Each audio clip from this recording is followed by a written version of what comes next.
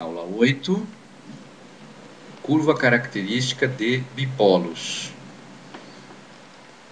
Dado um bipolo gerador ou um bipolo receptor, então aqui nós temos a representação genérica de um bipolo gerador, a corrente saindo pelo polo positivo. Aqui nós temos a representação genérica de um receptor, a corrente entrando pelo polo positivo. A relação matemática entre a corrente e a tensão é chamada de equação característica, isto é, U função do I, ou I função do U. Se essa relação for linear, temos o que a gente chama de bipolo linear. Exemplo, os resistores.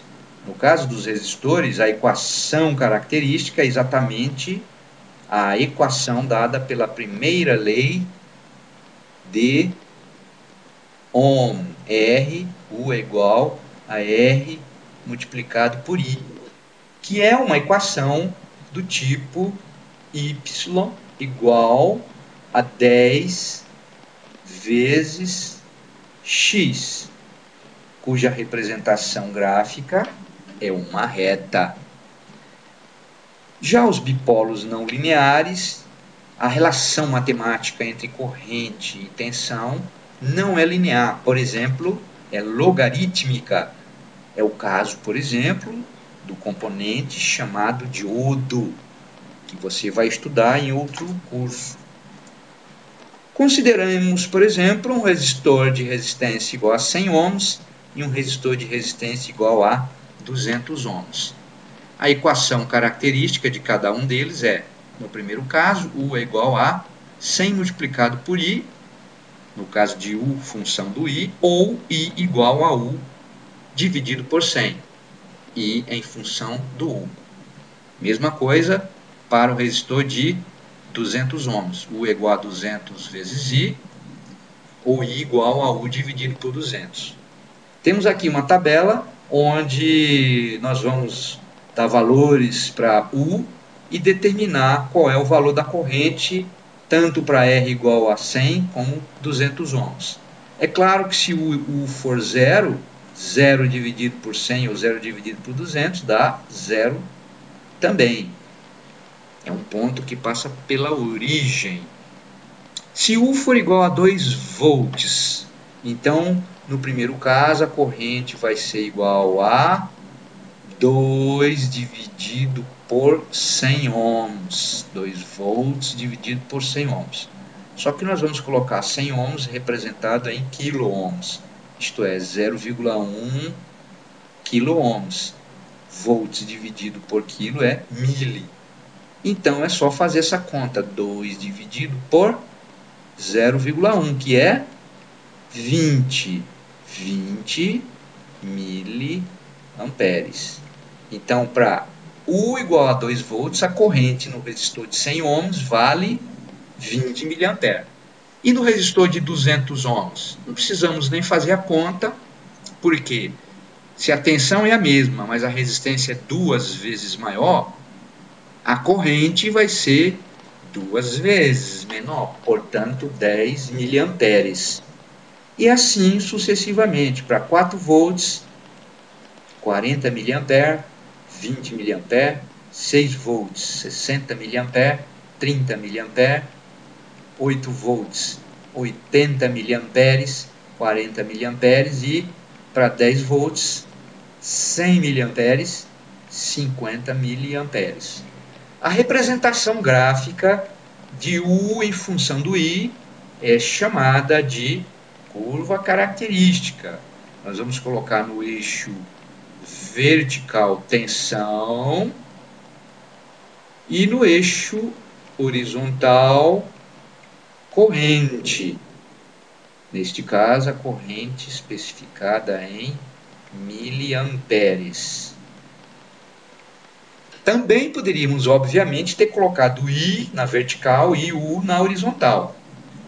O gráfico seria similar, com outro entendimento, é claro. Então, vamos levantar o gráfico para R igual a 100 ohms. Como vimos, para U igual a 2 volts, a corrente resultante foi 20 miliamperes. Resulta então aqui um ponto no plano cartesiano. Para U igual a 4 volts, 40 miliamperes. 8 volts, 60 miliamperes. 6 volts, 60 miliamperes. 8 volts, 80 miliamperes. E 10 volts, 100 miliamperes. Se nós invertermos a tensão, a gente diz que a tensão é negativa. Então, para menos 2 volts, a corrente também vai inverter de sentido e vai valer menos 20 miliamperes e assim por diante. Então, unindo esses pontos, nós vamos ter um gráfico que vai ser uma reta, que vai ser a curva característica do resistor de 100 ohms. A curva do resistor de 100 ohms. A mesma coisa pode ser feita para o resistor de 200 ohms. Veja que, neste caso, para 2 volts a corrente é a metade, 10 miliamperes. 4 volts a corrente é 20 e assim por diante, resultando então este gráfico. Aqui podemos ver melhor isto. No caso do resistor de 100 ohms, esse é o gráfico, e de 200 ohms, digo, né? E de 100 ohms, este é o gráfico.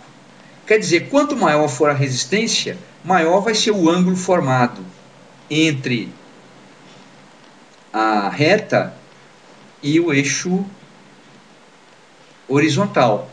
Por exemplo, se a resistência for infinita, o gráfico é uma reta que coincide com o eixo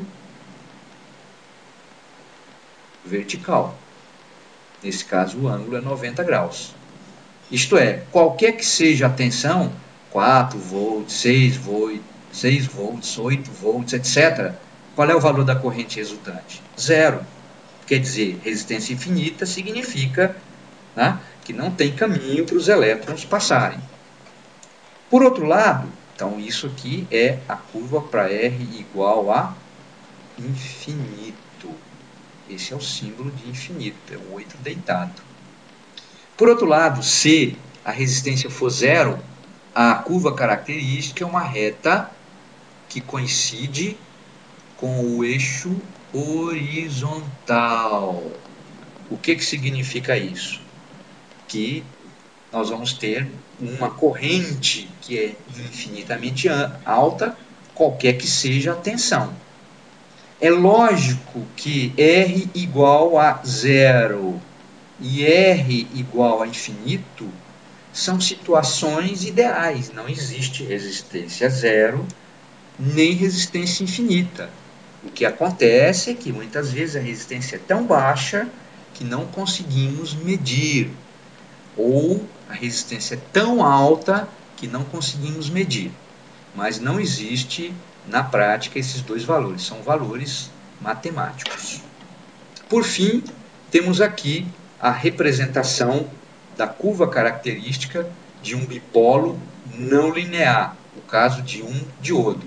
Este gráfico, esta curva, é chamada de exponencial. Tá? Você vai estudar, obviamente, o comportamento deste componente em outro curso. Bem, por agora, basta. Até a próxima aula.